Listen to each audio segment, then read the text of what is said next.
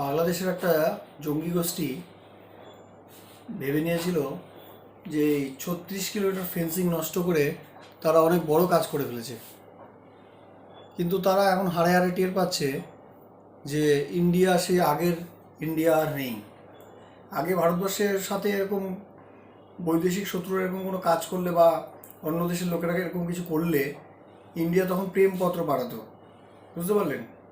প্রেমপত্র মানে লিখে পাঠাতো, আপনারা এটা কেন করেছেন, এটা আপনাদের দ্বারা যেটা করা হয়েছে সেটা ঠিক করা হয়নি, বা প্লিজ দয়া করে আর এসব করবেন না। না বন্ধু, ইন্ডিয়া এখন আর আগের মতো নেই। তোমরা যারা এই কাজটা করেছো কতটা ভুল কাজ করেছো বুঝতে পেরেছো। ইমিডিয়েট অ্যাকশন ইন্ডিয়া তো নিচ্ছেই। বর্ডারে বর্ডার সিকিউরিটি গার্ডকে খোলা ছুট দেওয়া হয়েছে, ঠিক আছে না? শুট অ্যাট সাইটের অর্ডার আছে যে কেউ যদি ওপার থেকে এবার আসার চেষ্টা করে। অ্যাকচুয়ালি প্রবলেমটা কাদের জানেন? বাংলাদেশের সব লোক তো খারাপ নয়। বাংলাদেশের কিছু লোক যারা আছে সীমান্তে চোরাই কারবার করে, তাদের হচ্ছে মেন প্রবলেম। আর তারাও এটা করতে পারতো না যদি ওখানে বাংলাদেশে বিজেপি মানে বর্ডার গার্ড বাংলাদেশ এটা সাথ না দিত। তো কিছুটা মদত বর্ডার গার্ড বাংলাদেশেরও ছিল, সেটা অবশ্যই। কিন্তু এটা নিয়ে তড়িঘড়ি দিল্লিতে মিটিং বসেছিল, আপনারা ভালো করেই জানেন। তারপর আপনাদের বাংলাদেশের মাননীয় পররাষ্ট্র মানে বিদেশ সচিব বিদেশমন্ত্রী ডক্টর খলিলুর রহমান তিনি আশ্বাস দিয়েছে আমাদের স্বরাষ্ট্রমন্ত্রীকে যে না, ভবিষ্যতে এরকম কাজ কোনোদিন হবে না। কেন জানেন? সেটা কেন বলেছে সেটাই জানেন? তার মেন রিজন হচ্ছে ভারতবর্ষে তৎক্ষণাৎ একটা ক্যাবিনেট কমিটি মিটিং করে ঘোষণা করার পথেই ছিল ভারত যে ভারতবর্ষ থেকে যেসব কাঁচামাল যায় বাংলাদেশে, মূলত কার্পাস, যেটা নিয়ে বাংলাদেশের গর্ব। বাংলাদেশের গর্ব জানেন তো কি? বাংলাদেশের টেক্সটাইল ইন্ডাস্ট্রি। বাংলাদেশ সারা ওয়ার্ল্ডে টেক্সটাইল বিজনেস করে প্রচুর অর্থ ইনকাম করে।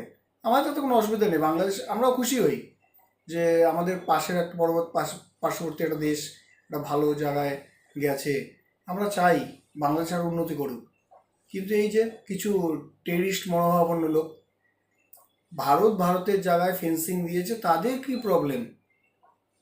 তো সেই জন্য আপনাদের এই বাংলাদেশের বিদেশ সচিব চটজলদি ভারতবর্ষের স্বরাষ্ট্র সচিবকে আশ্বাসন দেয় যে না, ভবিষ্যতে এরকম কাজ আর হবে না। যদি হয় তাহলে এই কার্পাস বা অন্যান্য যেগুলো আপনার দেশে যায় র মেটেরিয়াল, তার উপরে 50% এক্সট্রা করে কর চাপানোর কথা ইন্ডিয়া ভেবে নিয়েছে। আশা করি এবার বুঝতে পারছেন। যদি নেক্সট টাইম এরকম কিছু কাজ হয়, আবার যদি ফেন্সিং কাটার কিছু চিন্তাভাবনা হয়, তাহলে কিন্তু ভারতবর্ষ এই 50% ট্যাক্স যেটা ভেবেছে সেটাই লাগু করবে। আর এটা আপনি ভালো করে বুঝতে পারছেন যে এতে বাংলাদেশের যে অর্থনীতি পুরোপুরি ধ্বংস হয়ে যাবে। কারণ বাংলাদেশের একটা ভালো অর্থনীতি আপনার নির্ভর করে শুধুমাত্র ওই টেক্সটাইল ইন্ডাস্ট্রির উপরে। আর টেক্সটাইল ইন্ডাস্ট্রির মেন যে কাঁচামাল কার্পাস তুলো, সেটা কিন্তু ইন্ডিয়া থেকেই যায়। বাংলাদেশেও কিছু কার্পাস তুলো তৈরি হয় আমরা জানি, কিন্তু তার কোয়ালিটি আমাদের ইন্ডিয়ান কার্পাস তুলোর কোয়ালিটির মধ্যে অনেক ডিফারেন্স রয়েছে। আমাদের কার্পাস তুলোর কোয়ালিটি অনেক ভালো, লার্জ কোয়ান্টিটিতে হয়, যেই কারণে আমরা অনেক কম পয়সায় দিতে পারি। এক মিনিট। আর আপনাদের কিছু বাংলাদেশি লোক আছে যারা হয়তো বলতে পারে, আরে ভাই, আপনাদের কার্পাস আমাদের দেশে যদি না আসে তাহলে তো আপনাদেরও লস। হ্যাঁ, আমাদেরও অবশ্যই চাষিদের কিছুটা লস হবে, কিন্তু আমাদের অনেক বড় দেশ, তো কান্ট্রিটা অনেক বড়, আমাদের সেই লসটা সয়ে নেওয়ার ক্ষমতা আমাদের রয়েছে, ঠিক আছে না?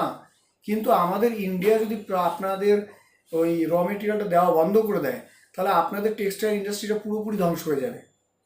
বিশ্বাস যদি আপনাদের না হয়, আপনাদের যারা অর্থনীতিবিদ আছে বাংলাদেশের, তাদের সাথে একবার কথা বলে দেখুন, তারা আপনাদের ক্লিয়ার ধারণাটা দিয়ে দেবে। আশা করি বাংলাদেশের লোকেরা আর এই ভুলটা জীবনে করবে না যে ভারতবর্ষে ফেন্সিং নষ্ট করা।